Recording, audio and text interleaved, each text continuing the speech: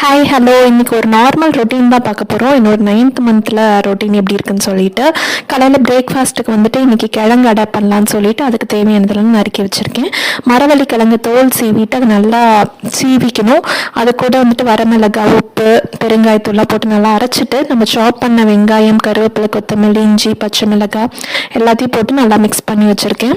மதியம் லஞ்சுக்கு வந்துட்டு சொரக்காய் தான் எடுத்து வச்சுருக்கேன். நார்மல் கடுகு, உளுத்தம்பருப்பு, வெங்காயம், இந்த மிளகாலாம் தாளித்து விட்டுட்டு சொரக்காய் கொட்டிட்டு இது கூட மஞ்சத்தூள், சாம்பார் தூள், கல்லுப்பு சேர்த்து கொஞ்சமாக பரட்டிட்டு தண்ணி ஊற்றி ஒரு 10 மினிட்ஸ் வேக வச்சா சூப்பராக வெந்து ரெடி ஆகிடும்.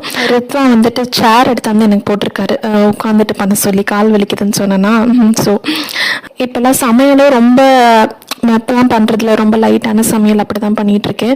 ஒரு இது வச்சா நெக்ஸ்ட்டு அதே நைட்டு டின்னருக்கும் வச்சுக்கிறது, இந்த மாதிரி தான் போயிட்டுருக்கு.